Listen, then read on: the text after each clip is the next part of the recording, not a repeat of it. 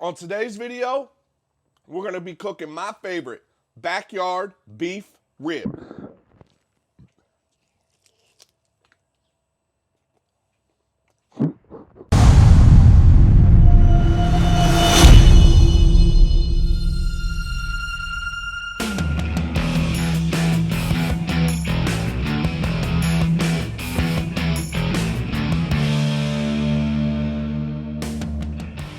All right, today we're gonna knock out one of my favorite pieces to eat. These are beef ribs. You can get them at any local grocery store. I just got this from Fry's. So what we're gonna do, let's cut these bad boys open. Woo, these look good. All right, let's pull these out.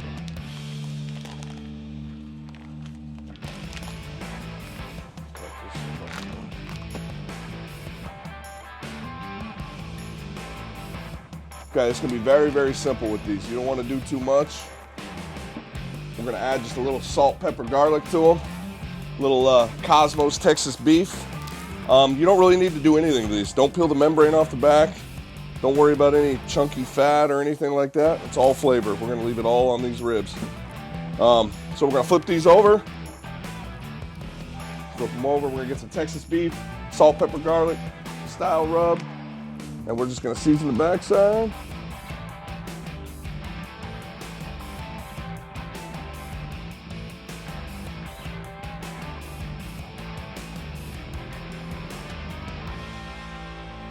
A little light on top.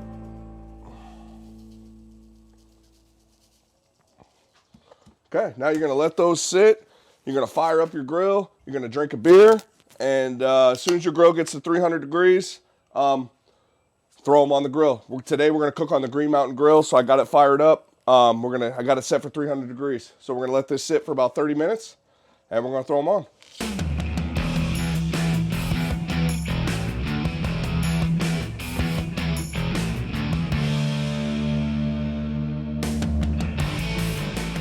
All right, after 30 minutes, a half a beer has been drank. The GMG is up to 300 degrees.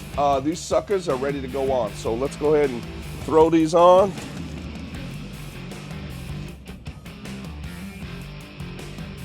Ooh, little sizzle, listen to the sizzle. Got a little sizzle action. All right, now close the lid. Let these suckers roll, do not touch them. You're gonna let them go for about 2 or 3 hours. Do not touch them, just let them roll. All right. All right, so the beef ribs have been on the Green Mountain Grill at 300 degrees for 2.5 hours. So at the 2.5 hour mark, I will start touching the ribs, and if no rub comes up on my finger, then they're ready to wrap.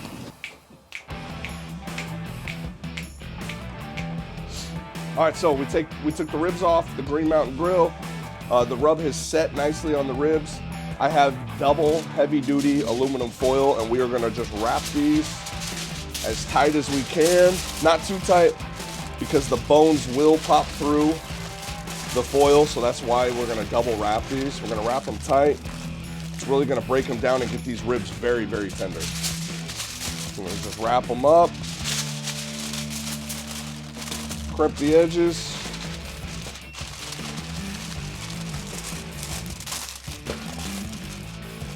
Okay, now you're ready to go. Right back onto the Green Mountain Grill.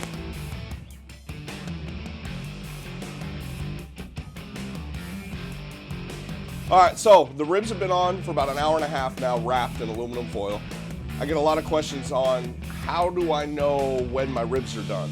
How do I know what temperature it needs to be at? What temp this, what temp that? Screw temperature. You don't need anything to do with it. Don't worry about temperature.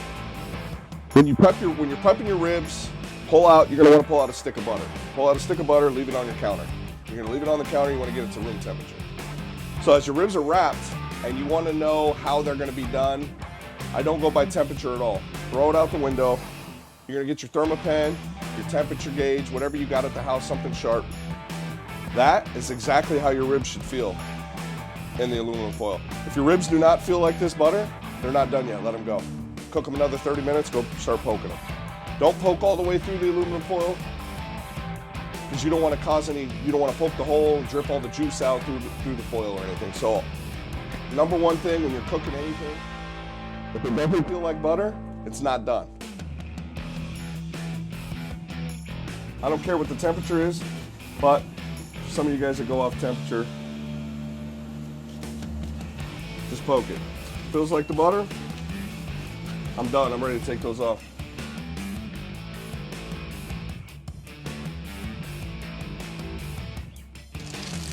Woo, they smell good.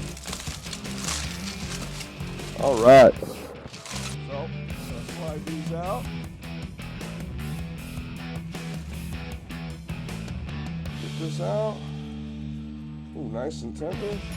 Little joint down here. Cut through that.